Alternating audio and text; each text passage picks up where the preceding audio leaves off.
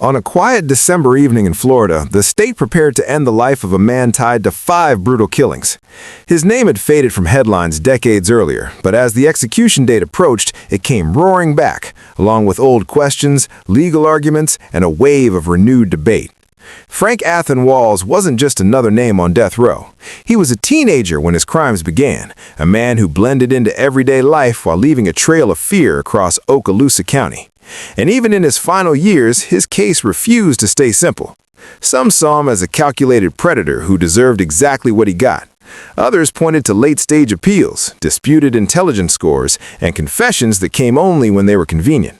So how did a dishwasher from a small Florida town become one of the state's most notorious killers? And why did his story continue to spark controversy right up until the final injection? To understand that, you have to go back to where the warning signs were already there, long before anyone realized what they meant. But what happened next would shock an entire community. Frank Walls didn't arrive out of nowhere. Long before police ever knew his name, people around him noticed behavior that felt unsettling, even alarming. As a teenager, he drifted from petty crimes into darker territory, break-ins, watching young women without their knowledge, harming animals. Individually, these incidents were brushed aside. Together, they formed a pattern that only made sense later. At the time, Walls worked as a dishwasher at a local restaurant, earning just enough to stay off most people's radar. He shared a living space with others who would later admit they felt uneasy around him, not because of what he did, but because of what he talked about. According to later statements, Walls openly discussed violent fantasies, including rape and killing. Not as jokes, not as shock humor, as ideas that seemed disturbingly real to him. Still, no one reported him, no one stepped in. Despite his growing criminal record, Walls dated freely and moved through social circles with surprising ease. In one of those twists that feels unreal in hindsight, he even became romantically involved with someone connected to another man who would later be exposed as a killer himself. At the time, it meant nothing, until the first body was found. And once that line was crossed, there was no going back. On March 26, 1985, Frank Walls was just 17 years old. That afternoon, he was assigned to community service on Okaloosa Island, the kind of task meant to keep a troubled teen out of real trouble.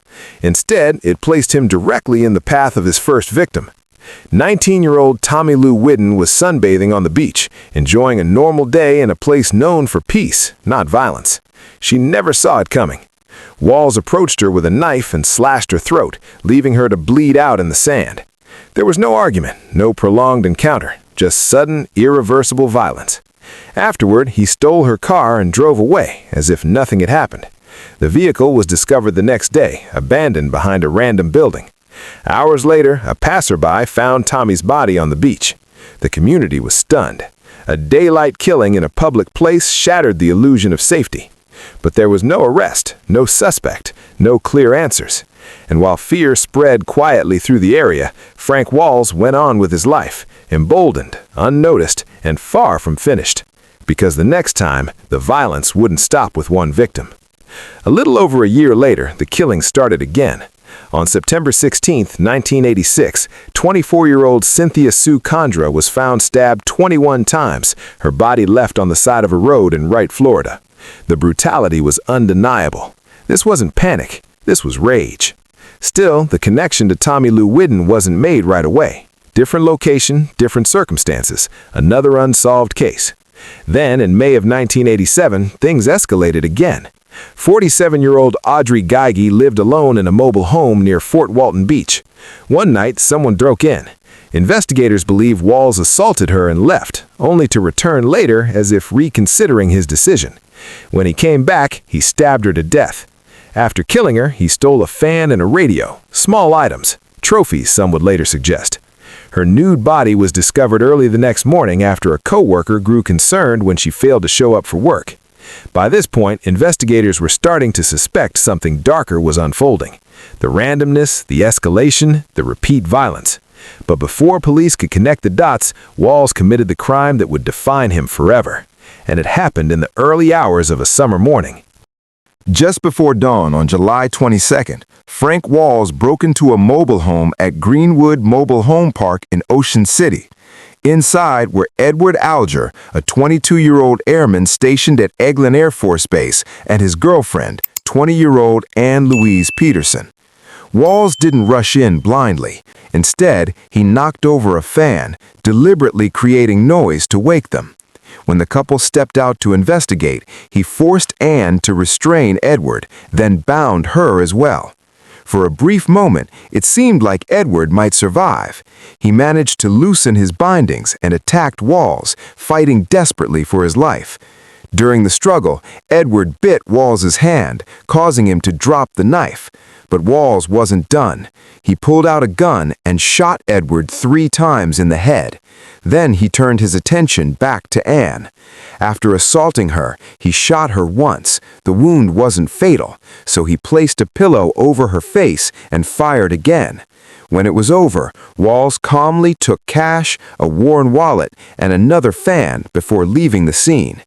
Their bodies weren't discovered until the next day, after Edward failed to report for duty. By then, Okaloosa County was gripped with fear, and this time, Walls wouldn't slip away, because the very people closest to him finally spoke up. The day after the bodies were found, police arrested Frank Walls, tipped off by his own roommate. A search of Walls's trailer revealed something investigators would never forget. Inside were weapons of every kind: knives, ice picks, a .22 caliber pistol, ammunition, a hatchet, and a chainsaw. There were fans matching those taken from crime scenes, stolen property, burned boots, blood-stained clothing.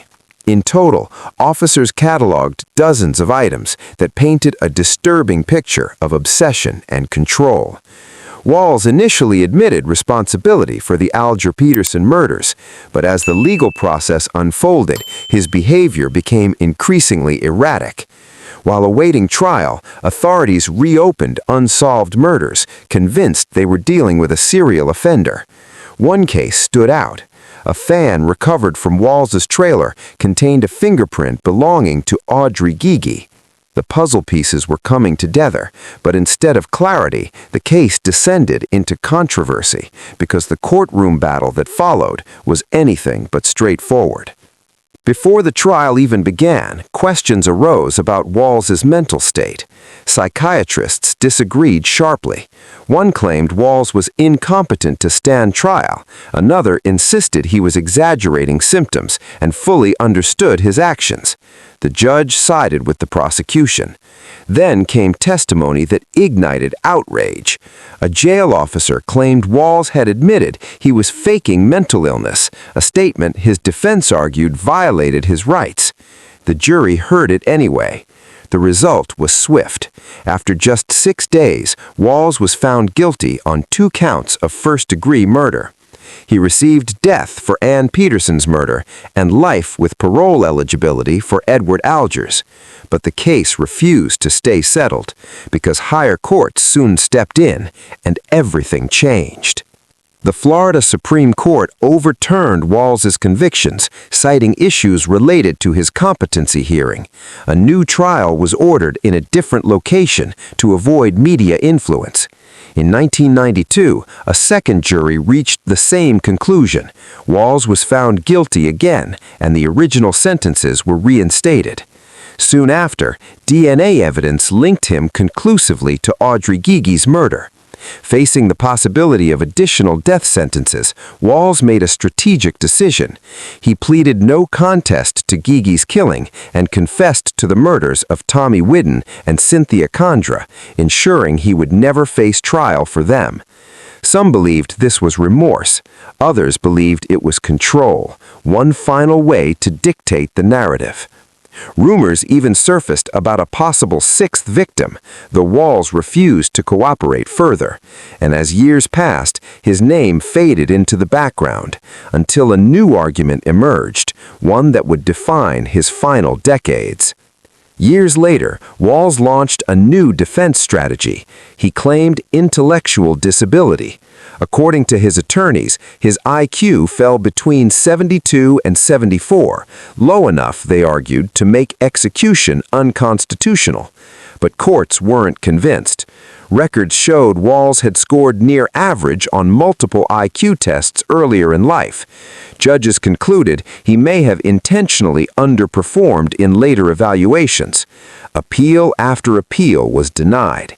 Even as execution neared, Walls' attorneys filed last-minute motions citing evolving legal standards and age-related cognitive development at the time of the crimes. The state rejected every argument. On November 18, 2025, the governor signed the death warrant, and in the final days, the debate reignited online, some calling the execution justice long delayed, others questioning whether every truth had been uncovered. Then, the final decision came. On December 18, 2025, Frank Athen Walls was executed by lethal injection at Florida State Prison. He was pronounced dead at 6:11 p.m. His last meal was detailed and deliberate, a final reminder of the control he maintained until the very end. For Okaloosa County, the scars remain. Families lost daughters, a community lost its sense of safety, and decades later, the questions still linger. Was this justice finally served, or a reminder of how long darkness can hide in plain sight? Because long after the execution chamber goes silent, the impact of one man's actions continues to echo, and that may be the most unsettling part of all.